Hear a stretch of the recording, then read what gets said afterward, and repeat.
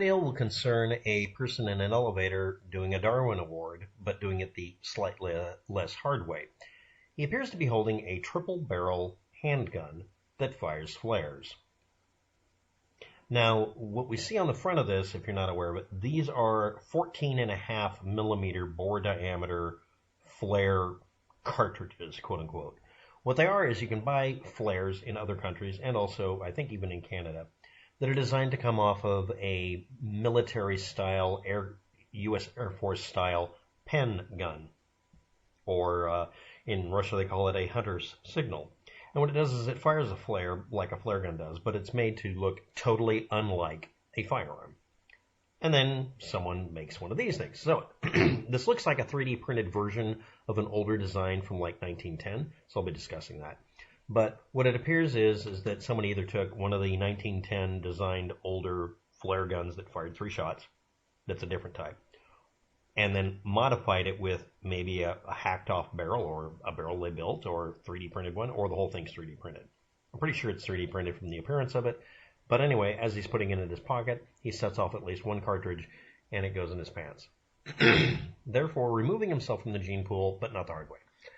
The 1910 triple barrel, double action, usually aircraft aluminum, but not always, tear gas or less lethal weapon and or flare gun. The one company that comes up is named NICO or NICO. And they still make ones. They make ones that have 6 shots and look like a big stupid revolver. They look like a party popper. Most of them are German, but they can be all sorts of countries. And they don't have to be aluminum. They can be steel as well. This one uses a 1-button release to either remove the barrels or tip them forward so you can change out the cartridges. They use 2-inch long or 50 millimeter shot shell hulls that are designed for 410 in one design, and they're labeled 12 millimeter if they are. They have a 13.5 millimeter rim and a 12 millimeter base, which is standard for the cartridges. It's approximate numbers. That's not actually the real numbers, but because it's a flare gun, you could have it slightly loose and that'll work. Also, later on, a proprietary shell was made that was made so that it was 13.5 millimeter for the base and 14.5 millimeter for the rim, approximately. I'm guessing at it because we don't really have all the data. And in that case, that means that the entire 410 shell would fall through. The idea with that one is to sell it in countries where they didn't want anybody sticking an actual shotgun shell in here. It doesn't matter if it's 410 and it's tiny. You don't want to put a shotgun shell in it. So for safety reasons, they would make sure you couldn't do that. Now, it was sold most commonly under one name, SCHEINTOD Repeater Pistole, or variations thereof.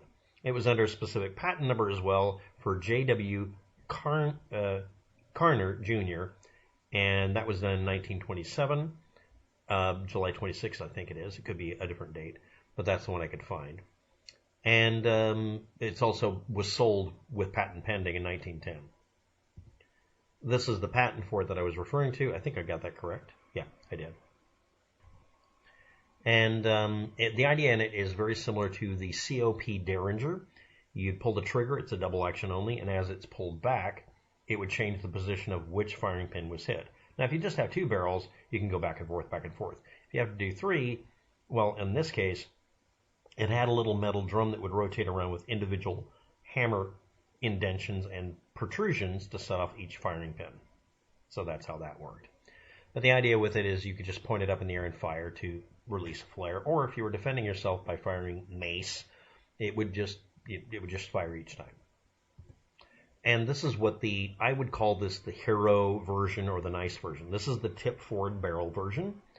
This is the release. This is the safety and non-safety position, and you just pull the trigger to make it fire. Each of these barrels is appearing to be formed independently. The actual shape of it, however, is one piece of metal, and then they just remove a bunch of metal while they're forming it. And if you're not aware of it, the cartridges can effectively just stick out the front. That's what it looks like when it's open. This is the notch for holding it shut with that catch. And there's the hinge point, which is a simple screw. And it has a blade front sight. And right here, there's a groove on top for acting as the rest of the sighting system.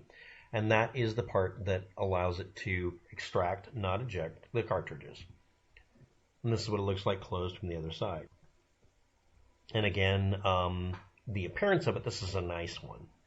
Like I said, I call it the hero version because this one's either been taken care of or someone took it apart and completely restored it. And a lot of these were aluminum or zinc, but some of them were steel. And obviously you could just change out the barrel and put steel barrels in, and yes, people would then load what were called walking stick or cane gun cartridges, which were a lot like a 410 shell, but they were specialized for that purpose. And they would use that as the third shot if they were dealing with an attacker. The first one being mace, the second one maybe being a rubber ball, and the third one being, well, the real deal.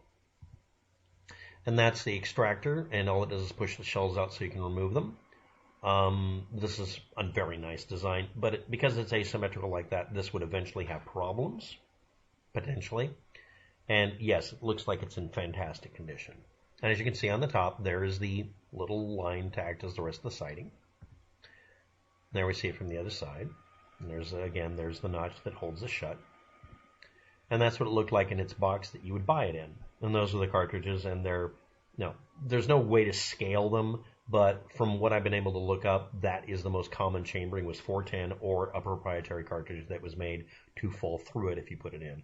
It was actually the wrong size for it, the other type. And that's what it looks like out of the box. In that way. And there we see another crack open version of it. This one's slightly different. And it had a little picture of a dancing skeleton there as well. The idea was to put the fear of death in a person, but not actually hurt them. But like I said, some people would just change this barrel out for the steel one and have the last shot be a real thing. They'd have to make sure they got the firing sequence correct, otherwise it wouldn't escalate smoothly, as they say. And there's our sighting distance. And this is basically a breech block plate, it looks like. Yeah, it is.